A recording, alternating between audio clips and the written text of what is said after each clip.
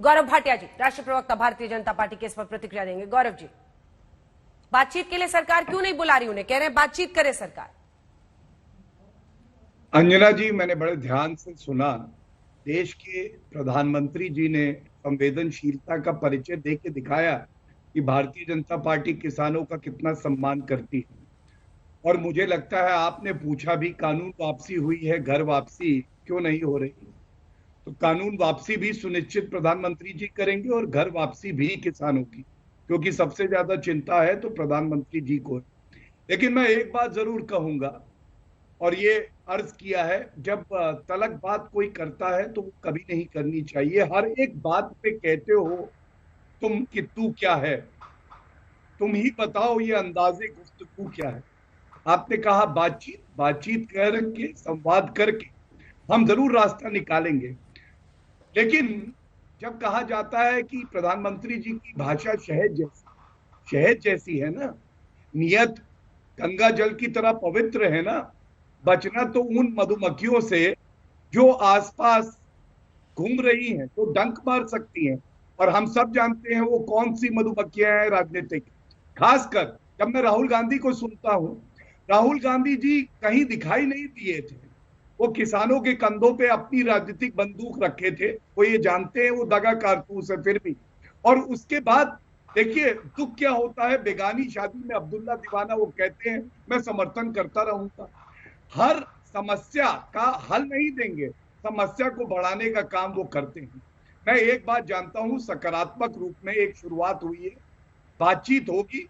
पहले 11 दौर हुई थी, आगे भी होगी। और जो भी मांगे उसके लिए कमेटी का गठन हो गया अंजना जी। वो कमेटी सारी बातों को ध्यान में रखते हुए हल जरूर निकालेगी, ये हमारा विश्वास है। यही हमारी सकारात्मक सोच है। अभय जी, पॉलिटिकल फायदा उठा रहे हैं आप ऐसे वक्त पर भी। देखिए, उसके आगे ये भूल गए, जला है जिस्म वहां दिल भी जल गया होगा, कुरेदते हो क्यों राख जुस्तजू क्या है। राहुल गांधी जी ने तो पहले ही चेता दिया था आपको।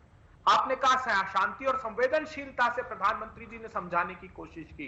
प्रधानमंत्री जी ने समझाया बर्बर लाठी चार्ज से, उन्हें आतंकी ठहराकर, उनकी राह में कील और कांटे बिछाकर। इससे भी पेट नहीं भरा तो लखीमपुर खीरी में आपने गाड़ियों से रोन दिया। जानते हैं क्या बुनियादी अंतर है राहुल गांधी जी की कांग्रेस में और आप में?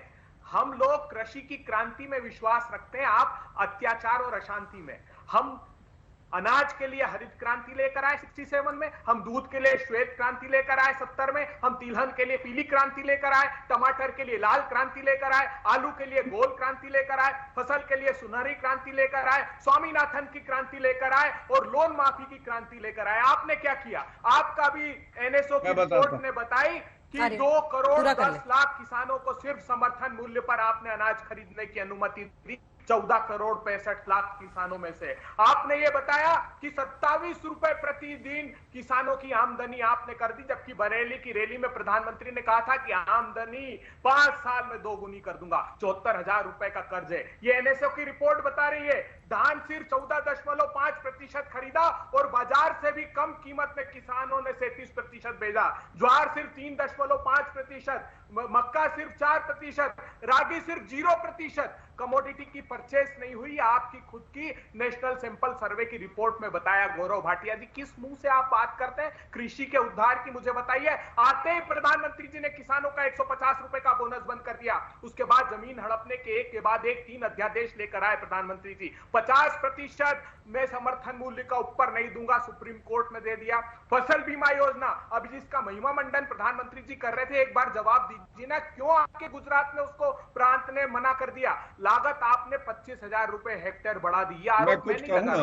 आप गांधी जी के पास आपके सांसद कह रहे हैं उत्तर प्रदेश के 17 जिलों में फसलें नहीं खरीदी गई और किसानों ने उनमें आग लगा दी। खाद की लाइन में अशोकनगर से लेकर ललितपुर तक किसान लगकर अपने प्राणों को त्यागने के लिए मजबूर है। गौरव भाटिया जी, कौन से किसान उत्थान की बात की आप? मोदीनाथन कमेटी की सिफारिश कम से कम मानिए। जब प्रधानमंत्री जी मुख्यमंत्री थे गुजरात के 2011 में, और उन्होंने कहा था कि समर्थन मूल्य का कानून, आज कानून की आवश्यकता इसलिए है क्योंकि आपने निर्ममता और बर्बरता पूर्वक समर्थन मूल्य को समाप्त कर दिया। मेरे पास डेटा है कि कांग्रेस ने कितना बढ़ाया।